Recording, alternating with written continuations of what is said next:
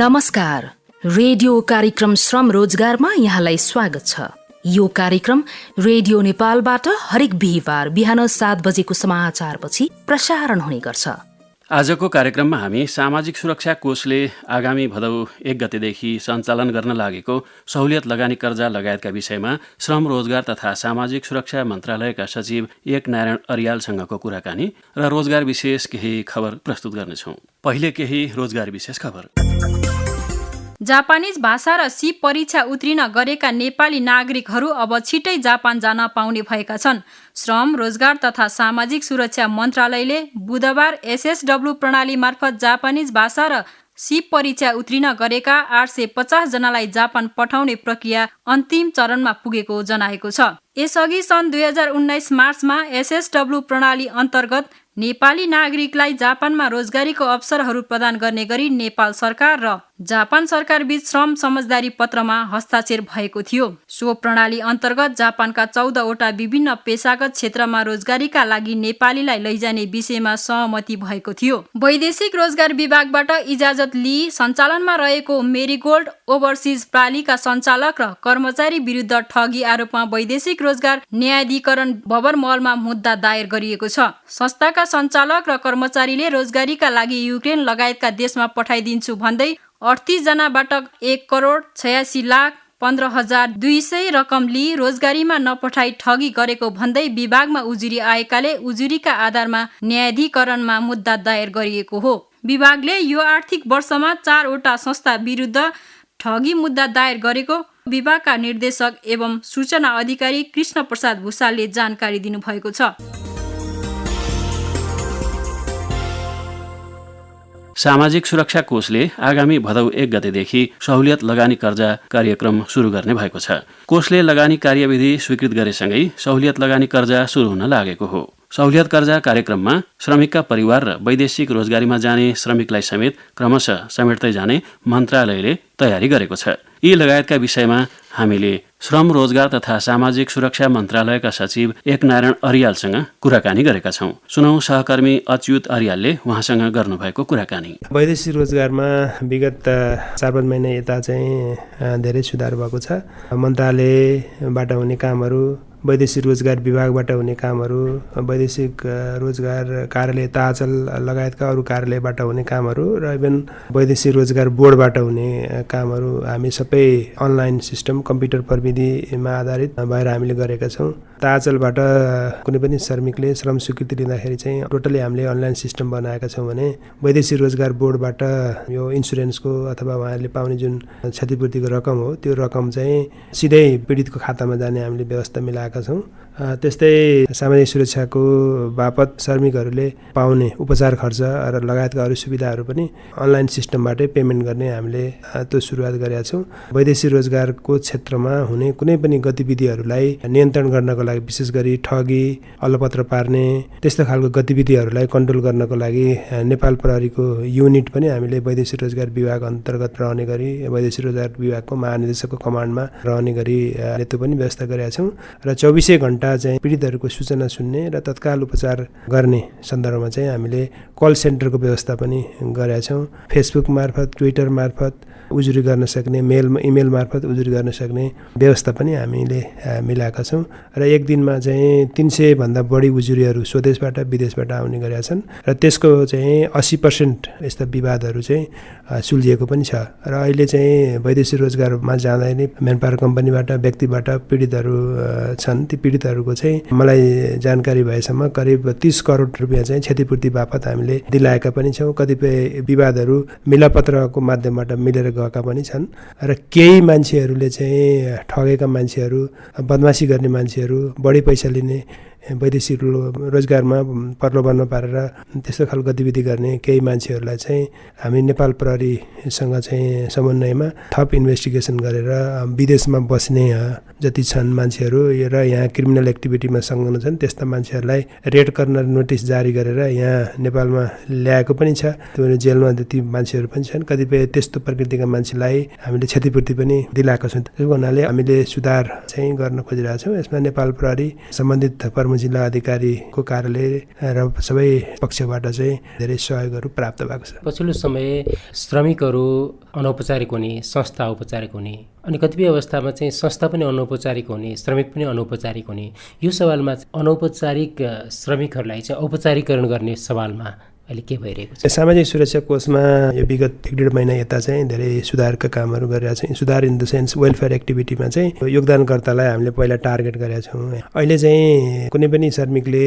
घर बनाउन खोज्यो भने 75 लाख रुपियाँ चाहिँ सहुलियतपूर्ण ऋण दिने, त्यस्तै बच्चा पढाउन खोज्यो भने 35 लाख रुपियाँ चाहिँ सहुलियतपूर्ण ऋण दिने र अरू सामाजिक एक्टिभिटीमा चाहिँ 10 लाखसम्म लोन दिन सक्ने, सहुलियतपूर्ण ऋण दिन सक्ने भन्ने व्यवस्था चाहिँ हामीले लगानी कार्यविधि हामीले स्वीकृत गरेर भदौ 1 गतेदेखि लागू गर्ने तर्खरमा छौँ। यो चाहिँ नै योगदानकर्ता श्रमिकहरूको हकमा भयो होइन, र यसलाई क्रमशः उद्यमशीलता र आन्तरिक रोजगारी अभिवृद्धि गर्ने हिसाबमा श्रमिकहरूका परिवारहरूलाई चाहिँ पनि बिजनेस गर्ने अथवा त्यो श्रमिकले पनि आफ्नै बिजनेस गर्न चाहन्छ भने, स्मल स्केलको बिजनेस गर्न चाहन्छ भनेदेखि उहाँहरूलाई पनि सहुलियतपूर्ण ऋण दिने, उहाँहरूको चाहिँ बिजनेस प्लान अनुसार ऋण दिने व्यवस्था हामीले गर्न खोजिरहेछौँ। त्यो खालको कार्यविधि पनि हामीले चाहिँ बनाउन लागिरहेछौँ एकातिर। अर्को चाहिँ वैदेशिक रोजगारमा जाने श्रमिकहरूलाई पनि यो सामाजिक सुरक्षा कोषमा आबद्ध गराउने कामहरू पनि हामीले अगाडि बढाएका छौँ। यो त औपचारिक सेक्टरको कुरा भयो। अब अनौपचारिक सेक्टरमा पनि हामीले किन भन्दाखेरि यो धेरै देशको चाहिँ जिडिपीमा धेरै योगदान रहेको र उहाँहरूको कन्ट्रिब्युसन चाहिँ धेरै छ, हामीलाई जानकारी छ। त्यो चाहिँ नै यो अन्तर्राष्ट्रिय श्रम सङ्गठन ILO ले पनि यसको स्टडी चाहिँ गरिसकेका छ र हामीले पनि अनौपचारिक सेक्टरलाई पनि सामाजिक सुरक्षा कोषमा आबद्ध गराउने, त्यसमा चाहिँ स्थानीय तहको रिकमेन्डेसनमा अथवा कुन अर्गनाइजेसनले हुन्छ अथवा आफ्नो जुनसँग सम्बन्धित हो त्यो सम्बन्धित अर्गनाइजेसनहरूले सिफारिस गरेको आधारमा कसैलाई त आधार लिनु पर्यो होइन, त्यसको आधारमा चाहिँ इन्कमको चाहिँ एस्युरेन्स सम्बन्धित मान्छेबाटै गराएर केही कन्ट्रिब्युसन उहाँहरूले पनि गर्ने, केही कन्ट्रिब्युसन चाहिँ राज्यको तर्फबाट गर्ने र केही कन्ट्रिब्युसन चाहिँ सामाजिक सुरक्षा कोषको तर्फबाट गरेर वृद्ध अवस्थामा अथवा अहिले उमेर भएकै अवस्थामा पनि केही बिजनेसहरू गर्नको लागि त्यस्तो खालको एस्युरेन्स दिनुपर्छ भन्ने कुरामा हामी छलफल गरिरहेछौँ। यो त ट्रायल बेसिसमा गर्नुपर्ने हुन्छ। हामीले सक्सेसफुल देशको इक्जाम्पल पनि हामीले हेरिरहेछौँ, जसमा हामीले स्टडी पनि भइरहेछ। अहिले हाम्रो टिमले चाहिँ काम गरिरहेछ। त्यो रिपोर्ट प्राप्त भइसकेपछि हामीले एउटा सेक्टरमा चाहिँ जस्तो स्वास्थ्य सेक्टर हुन्छ कि यातायात सेक्टर हुन्छ कि अथवा अरू कुनै नागरिक उड्डयनको सेक्टर, ब्याङ्किङ सेक्टर, कुन सेक्टर, एउटा सेक्टरमा चाहिँ हामीले पाइलटको हिसाबमा चाहिँ हामीले यो अनौपचारिक सेक्टरलाई पनि आबद्ध गराउनेमा लाउँछौँ र नेपालको गरिबी निवारणको लागि र आन्तरिक रोजगारी प्रवर्धनको लागि र चाहिँ नि जिडिपीमा चाहिँ उल्लेख्य योगदान गर्नको लागि र पनि एउटा वेलफेयर स्टेटको परिकल्पनालाई साकार पार्नको लागि अनौपचारिक क्षेत्रमा काम गर्ने श्रमिकहरूलाई पनि औपचारिक क्षेत्रमा चाहिँ कन्भर्ट गर्न जरुरी छ भन्ने कुरामा चाहिँ मन्त्रालय सचेत छ। त्यो तर्फ चाहिँ हामी काम गरिरहेछौँ। यो सामाजिक सुरक्षा कोषले परिचालन गर्ने कार्यक्रमहरू मार्फत यो अनौपचारिकताको निदानमा चाहिँ कतिको सहयोग पुग्ने अपेक्षा गर्न सकिन्छ? नेपालको गरिबी निवारण भन्नुहोस्, अहिलेसम्म चाहिँ सबैले स्टडी गरेको रिपोर्टहरू ल्याएको, नेपाल सरकारले पनि धेरैचोटि धेरै रिपोर्टहरूबाट अध्ययन गरेको र केही काम नभएको यो सेक्टर हो र गर्नै पर्ने पनि हो। किन भन्दाखेरि अहिले एउटा हाउस होल्डमा गएर हेऱ्यो भने लोग्ने मान्छे अथवा श्रीमती सरकारी जागिर अथवा कुनै जागिरमा गइरहेको हुन्छ, तर चाहिँ घरमा काम गर्नेको त्यसको चाहिँ तपाईँको उसले गरेको कन्ट्रिब्युसनको कहीँ पनि त्यो लेखाजोखा हुँदैन। त्यसो भएको हुनाले त्यो हस्बेन्ड चाहिँ अफिस जान्छ भने त्यो अफिस जाने बेलासम्मको एक्टिभिटीहरू, बच्चाहरूको काम गर्ने, त्यसपछि एग्रिकल्चर प्रोडक्ट गरेर चाहिँ खानेकुराको व्यवस्थापन गरिदिने, त्यो प्रकारको लेबरियस जुन एक्टिभिटीहरू छ एउटा घरमा, त्यसको चाहिँ कुनै समाजमा कुनै मूल्य पनि भएन, त्यसको कन्ट्रिब्युसन कुनै मूल्य पनि भएन र उहाँहरूलाई सधैँभरि फ्रस्ट्रेसन पनि भएर त्यो उहाँले चाहिँ भोलि काम गर्न सक्दैन। त्यसको लागि चाहिँ राज्यले कुनै एस्युरेन्स पनि गर्न सकेन। त्यो हिसाबले गर्दाखेरि उहाँहरू सधैँभरि फ्रस्ट्रेसन भयो, हाम्रो चाहिँ कुनै आँकडा पनि छैन, हाम्रो कन्ट्रिब्युसन छैन भन्ने खालको समाजमा सुनिएको पनि छ र फ्रस्ट्रेसन हुने कुराहरू पनि छ। त्यो कारणले गर्दाखेरि उहाँहरूको चाहिँ एउटा मिनिमम चाहिँ ज्यालाको चाहिँ निर्धारण हुनु पर्यो। जस्तो राज्यले 15,000 भनिदिएको छ, त्योभन्दा बढी कन्ट्रिब्युसन गर्नेको 20,000, 25,000, 30,000 हुनसक्छ। एउटा एस्युरेन्स गरेर त्यो एभ्री हाउस होल्डको चाहिँ गणना गरेर स्थानीय तहबाट चाहिँ सिफारिस गरेको आधारमा चाहिँ तपाईँले यो फर्मल सेक्टरमा कन्भर्ट गर्न सकियो भने मेरो विचारमा पोभर्टी एलिभेसनको जुन हामी गरिबी निवारण न्यूनीकरण जुन भनिरहेको छौँ सबभन्दा नमुना योग्य काम हुन्छ। यो चाहिँ गर्नुपर्ने जरुरी छ। आज युरोपियन कन्ट्रीहरूमा नि हामी सुनिरहेछौँ नि 60 वर्ष भएपछि पेन्सन पाइन्छ अथवा चाहिँ 58 वर्ष भएपछि पेन्सन पाउँछ भनेर भनिरहेको हुन्छ होइन। त्यो उसले गरेको कन्ट्रिब्युसनको आधारमा पेन्सन दिने हो, राज्यले आफै सृजना गरेर दिने होइन। त्यो कारणले गर्दाखेरि यो चाहिँ मान्छेलाई एउटा सोसियल सेक्योर भएको अनुभूति दिने, त्यसले गर्दा मोटिभेसन हुन्छ काम गर्नलाई, प्रोडक्सन बढ्छ, त्यसले घरमा काम गर्ने उत्साहित हुन्छ मान्छे। मलाई राज्यले चाहिँ ख्याल गरेको छ भन्ने हुन्छ र अल्टिमेटली भोलि चाहिँ काम गर्न नसक्ने भएको अवस्थामा, वृद्ध अवस्थामा चाहिँ म सेक्योर छु भनिसकेपछि अरू खालका त्यस्ता एक्टिभिटीहरूमा पनि ऊ संलग्न हुँदैन। र अहिले अनौपचारिक सेक्टरको जुन हामी कुरा गरिरहेका छौँ त्यसलाई चाहिँ जिडिपीमा हामीले कन्ट्रिब्युसन गर्न सकियो भने मेरो विचारमा इकोनोमिकली पनि हामी स्ट्रङ भएको एउटा अनुभूति हुन्छ। त्यो कारणले गर्दाखेरि धेरै यसमा चाहिँ उत्साहित पनि छु, यो काम गर्नुपर्छ भन्ने कुराहरूमा। एउटा सेक्टरलाई समातेर चाहिँ हामी जानुपर्ने हुन्छ, पाइलट प्रोजेक्ट कुनै जिल्लालाई पनि हामी हेर्न सक्छौँ अथवा कुनै क्षेत्रगत हिसाबमा हामी जानुपर्ने हुन्छ। यो चाहिँ गर्न जरुरी छ। यो सामाजिक सुरक्षा कोष, किनभने वेलफेयर एक्टिभिटीको काम चाहिँ सामाजिक सुरक्षा कोषले नै गर्ने भए हुनाले यसको चाहिँ कानुनमै परिमार्जन गर्नुपर्ने भए पनि यसलाई कानुनमा परिमार्जन गरेर अनौपचारिक सेक्टरलाई चाहिँ औपचारिक सेक्टरमा कन्भर्ट चाहिँ गर्नुपर्ने हुन्छ। र बिजनेस गर्ने हिसाबमा, सोसियल एक्टिभिटीहरूमा, बच्चाहरू पढाउने हिसाबमा अथवा चाहिँ उपचार गर्ने हिसाबमा र घर बनाउने, यी सबै वेलफेयरका जति पनि एक्टिभिटीहरू छन् र उद्यमशील हुने, स्किल डेभलपमेन्ट गर्ने, यी आदि विषयहरूमा चाहिँ यो अनौपचारिक सेक्टरमा पनि हामीले त्यसलाई फर्मलमा ल्याएर त्यो पनि स्किममा चाहिँ उहाँहरूलाई समावेश गर्यो भने मेरो विचारमा विदेश हेर्नु पर्दैन। यो एउटा किसान मोटिभेट भयो भने उत्पादन डेफिनेटली बढ्छ अहिले, होइन? त्यो उत्पादन बढ्यो भनेदेखि आर्थिक समृद्धि भनेको त्यही नै हुन्छ। खाद्य सुरक्षाको अहिले तपाईँहरूले कुरा सुनिराख्नु भएको छ। यो खाद्य सुरक्षाको कुरा हामी एकदम पूर्ण सुरक्षित छौँ भन्ने पनि एउटा प्रत्याभूति पनि हुन्छ, कन्फिडेन्सी पनि हुन्छ। एग्रिकल्चर सेक्टरलाई हामीले अन्त राज्यले अहिले पेन्सन दिने भनेर ल्याएको कुरा नि त्यही हो। यो कसरी दिने त पेन्सन? पैसा बाँड्दै दिने त कुरा भएन नि त। त्यही अनौपचारिक सेक्टरलाई औपचारिक सेक्टरमा कन्भर्ट गरेर नै पेन्सन दिने व्यवस्था गर्नुपर्ने हुन्छ। अहिले 30 वर्षको मान्छेलाई पेन्सन दिनु जरुरी छैन नि त।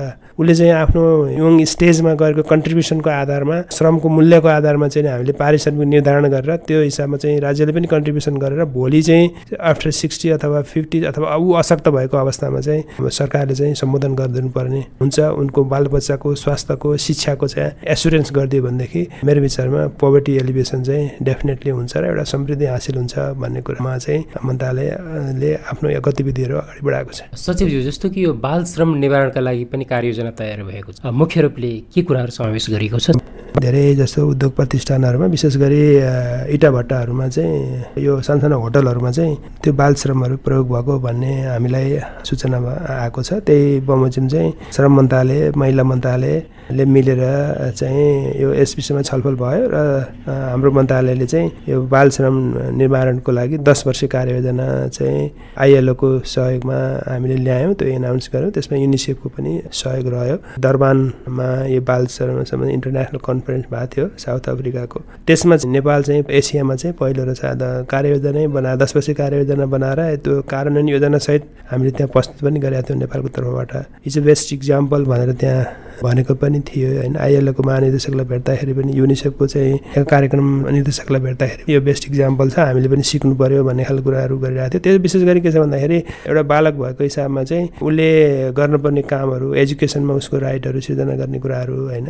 एउटा पढ्ने उमेरमा अथवा चाहिँ सिक्ने उमेरमा चाहिँ अन्य कामहरूमा प्रयोग गर्ने जुन खालको गतिविधिहरू समाजमा देखिएको छ, त्यो समाजमा देखिएको गतिविधिहरूलाई कन्ट्रोल गर्ने हो। यो चाहिँ फेरि श्रम मन्त्रालयले तपाईँको 753 पालिकाहरूमा चाहिँ को समन्वयमा गर्ने हो। र त्यो हाम्रो कार्ययोजनामा के छ भन्दाखेरि सबै 753वटै पालिकाहरूमा कन्सल्ट गरेर उहाँहरूलाई चाहिँ सिड मनीको रूपमा चाहिँ हाम्रो श्रम मन्त्रालयले, नेपाल सरकारले पैसा दिएर उहाँहरू बाल श्रम उन्मूलन, यो निर्मूल भएको पालिका अथवा जिल्ला घोषणा गर्ने जुन अभियान छ त्यो बमोजिम गर्ने चाहिँ लक्ष्य हो, त्यसमा छ। र हामीले 10 वर्षभित्र चाहिँ नेपालबाट चाहिँ बाल श्रम उन्मूलन हुन्छ भन्ने चाहिँ कमिटमेन्ट चाहिँ हामीले गरेका छौँ। त्यही बमोजिम त्यहाँ विभिन्न एक्सन प्लानहरू छ, त्यहाँ चाहिँ पिलरहरू हामीले आइडेन्टिफाई गरेका छौँ। 5-6 पिलरहरू छन्। त्यो पिलर अन्तर्गत रहेर कोहीमा चाहिँ आइएलओले कन्ट्रिब्युसन गर्ने कुरा, कसैमा चाहिँ युनिसेफको रोल, कसैमा चाहिँ नेपाल सरकारको रोल, कुनै चाहिँ स्थानीय सरकारको, प्रदेश सरकारको रोलहरू डिफाइन भएको छ त्यो कार्ययोजनामा। अन्तर्गत रहेर हाम्रा गतिविधिहरू नेपाल सरकारले, प्रदेश सरकारले, स्थानीय तहबाट सञ्चालन हुने कामहरू पनि यो बाल श्रम निवारण गर्ने तर्फ केन्द्रित गरेर गर्नुपर्छ, अवेरनेस क्रिएट गर्नुपर्छ।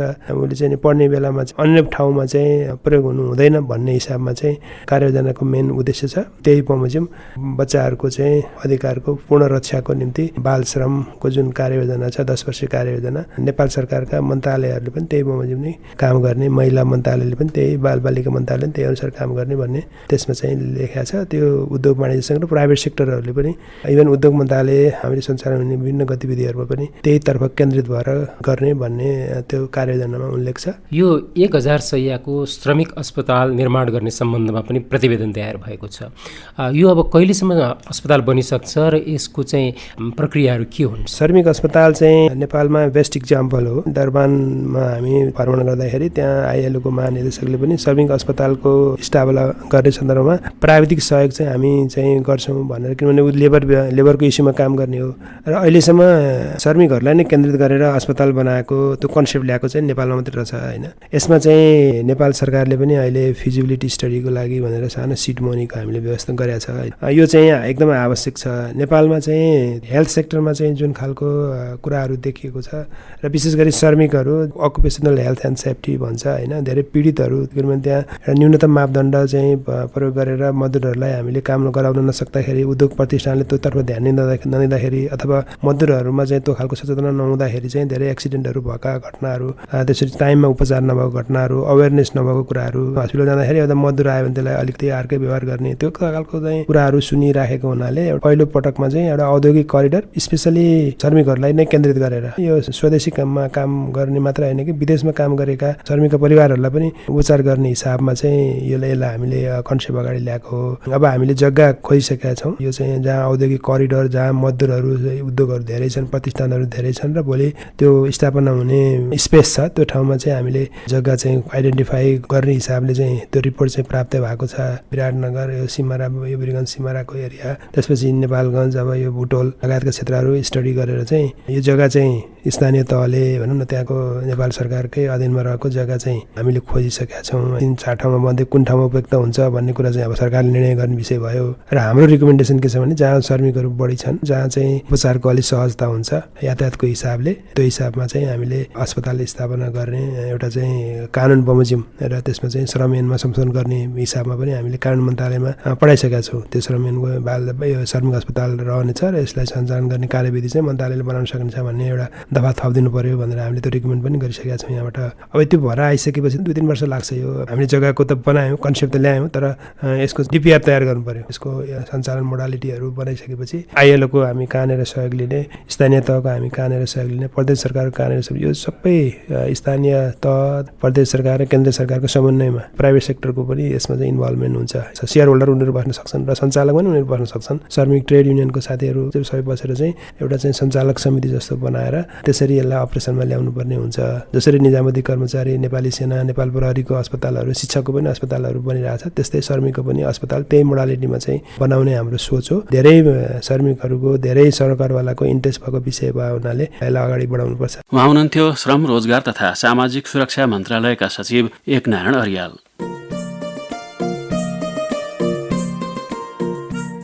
अर्को हप्ता फेरि श्रम रोजगारका आवश्यक सूचना, जानकारी र गतिविधिहरू सुनाउन उपस्थित हुने नै छौँ।